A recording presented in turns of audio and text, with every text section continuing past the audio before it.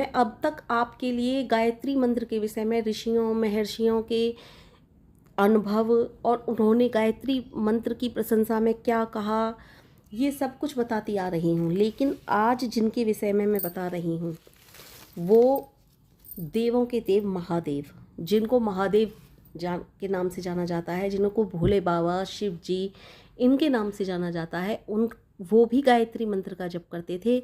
इस विषय में आपको मैं बताने जा रही हूँ। उन्होंने गायत्री मंत्र के विषय में क्या कहा ये भी बताने जा रही हूँ, और आपको ये भी बताऊंगी कि गायत्री मंत्र के विषय में वो पार्वती जी से संवाद करते हुए क्या बातें कर रहे थे। अच्छा, आपने कभी ये देखा है कि महादेव हमेशा ध्यानावस्था में लीन रहते हैं? वो क्यों रहते हैं ध्यानावस्था में लीन? वो भी तो ध्यान करते हैं किसका करते हैं?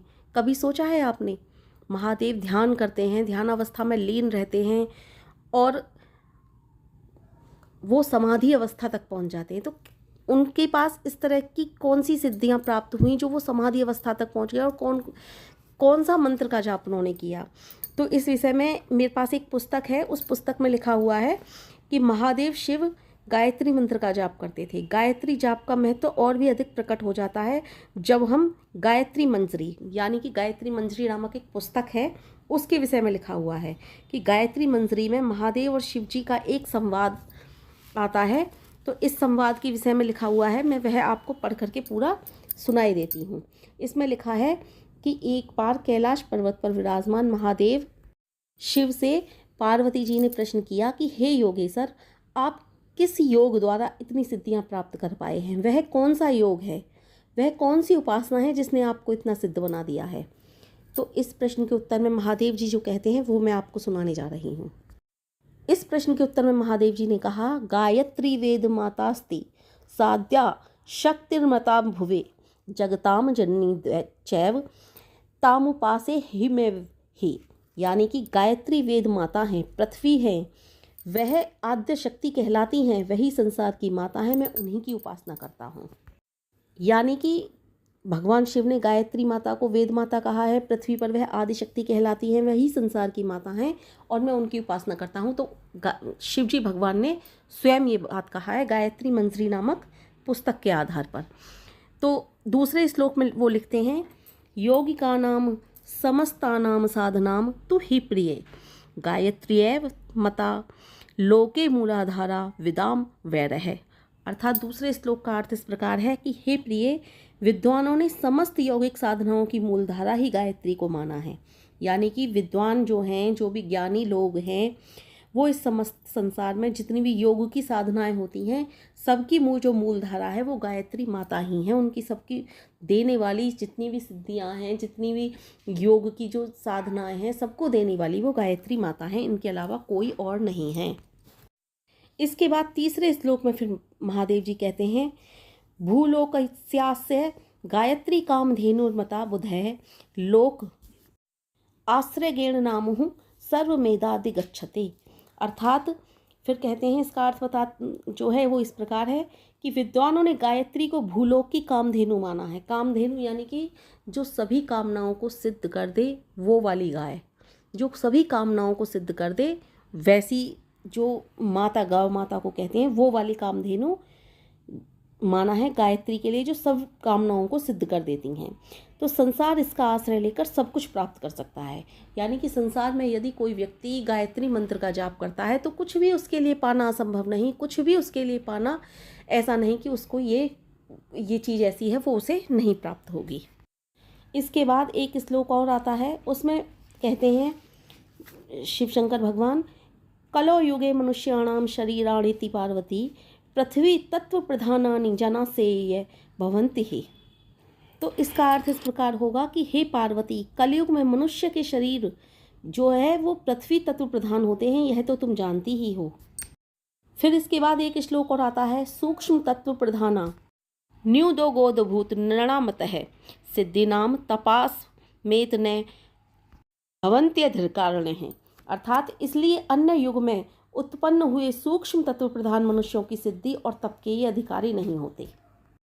इसके बाद एक श्लोक और आता है, पंच चाग योग सिंधिध्या गायत्र्यास्तु तथापिते तदुगानाम सर्वश्रेष्ठाम सिद्धि सम प्राप्त नवंती है। इस प्रकार है कि फिर भी वे गायत्री पंचांग की सिद्धि द्वारा उन युगों की सर्वश्रेष्ठ सिद्धियां प्राप्त कर सकते हैं। यानी कि अर्थ इस मतलब जो इनका भाव है वो इस प्रकार है कि कलयुग में मनुष्य के शरीर में पृथ्वी तत्व प्रधान होता है। हे पार्वती, ये तो तुम जानती ही हो। यानी कि वो पार्वती जी से कहना चाहते हैं कि अन्य युग में जो थे वो उन युगों में इंसान में के शरीर में पृथ्वी तत्व प्रधान नहीं होता था, लेकिन कलयुग में मनुष्य के शरीर में पृथ्वी तत्व प्रधान होता है। इसलिए सिद्धियां और तप ये बहुत मुश्किल से कलयुग के पुरुषों के लिए मिल पाते हैं, और या फिर कभी कभी तो मिल ही नहीं पाते, कभी कभी क्या अधिकतर मिल ही नहीं पाते। सिद्धियां और जप तप के द्वारा सिद्धियां जो होती हैं वो कलयुग के मनुष्यों के लिए मिल नहीं पाते, क्योंकि उनके शरीर में जो होता है वो पृथ्वी तत्व प्रधान होता है। तो कहने का तात्पर्य यह है कि महादेव जी पार्वती जी से कह रहे हैं कि हे पार्वती, जैसे द्वापर में, सतयुग में, त्रेता में अन्य लोग सिद्धियां प्राप्त कर लेते थे, उनके लिए सिद्धियां तप के द्वारा सिद्धियां प्राप्त करना बहुत आसान था।